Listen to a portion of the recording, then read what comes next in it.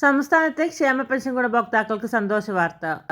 വിവിധ സ്കീമുകളിലായി ഇന്ദിരാഗാന്ധി ദേശീയ വാർദ്ധക്യകാല പെൻഷൻ, ഇന്ദിരാഗാന്ധി ദേശീയ വിധവാ പെൻഷൻ, ഭിന്നശേഷി പെൻഷനുകൾ, അവിവാഹിത പെൻഷനുകൾ, കർഷക തൊഴിലാളി പെൻഷനുകൾ എന്നിവ കൈപ്പറ്റുന്ന 55 ലക്ഷത്തോളം വരുന്ന സാമൂഹിക സുരക്ഷാ പെൻഷൻ ഗുണഭോക്താക്കൾക്ക് ഇതോടൊപ്പം തന്നെ വിധവ, വാർദ്ധക്യ, ഭിന്നശേഷി പെൻഷനുകൾ, കേന്ദ്രവിഹിതം കൂട്ടിച്ചേർത്ത് പെൻഷൻ തുക സ്വീകരിക്കുന്ന NCP പെൻഷൻ ഗുണഭോക്താക്കൾക്ക് 8 ലക്ഷത്തോളം വരുന്ന ആളുകൾ സർക്കാർ സഹായത്തോടു കൂടി വിവിധ ക്ഷേമനിധി ബോർഡുകൾ വഴി പെൻഷൻ സ്വീകരിക്കുന്ന ഗുണഭോക്താക്കൾ, ക്ഷേമനിധി പെൻഷൻ ഗുണഭോക്താക്കൾ എന്നിവർക്ക് ആനുകൂല്യം എത്തിച്ചേരും.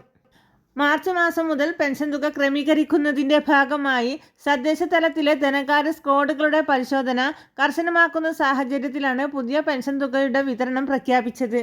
ബാങ്ക് അക്കൗണ്ടുകൾ നൽകിയിട്ടുള്ള 26.6 ലക്ഷം ഗുണഭോക്താക്കൾക്ക് ബാങ്ക് അക്കൗണ്ടുകളിലേക്കും 24 ലക്ഷത്തോളം വരുന്ന ആളുകൾക്ക് സഹകരണ സംഘം ജീവനക്കാർ വീടുകളിലെത്തി തുക കൈകളിലേക്കും കൈമാറും. ഫെബ്രുവരി മാസത്തിൽ ഒരു ഗഡു പെൻഷൻ തുക പ്രഖ്യാപിച്ചതായി ധനമന്ത്രി KN ബാലഗോപാൽ കഴിഞ്ഞ ദിവസം വാർത്താസമ്മേളനത്തിൽ അറിയിച്ചിരുന്നു.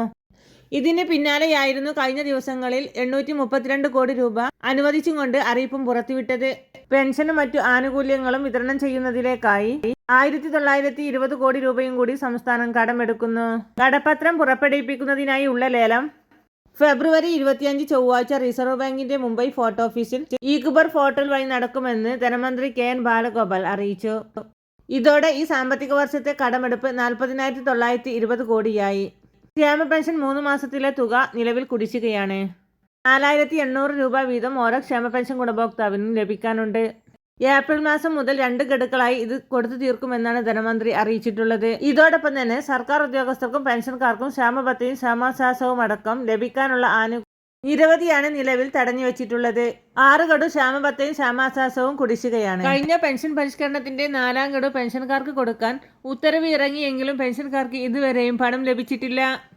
നിർമ്മാണ തൊഴിലാളി മേഖലകളിലെ പെൻഷൻകാർക്ക് നിലവിൽ 16 മാസത്തിലെ പെൻഷൻ കുടിശ്ശികയായി തുടരുകയാണ്. ഈ സാഹചര്യത്തിൽ സാമൂഹിക സുരക്ഷാ പെൻഷൻ ഗുണഭോക്താക്കൾക്ക് മാത്രമാണ് അതത് മാസത്തിലെ പെൻഷൻ തുക മുടങ്ങാതെ ലഭ്യമാകുന്നത്.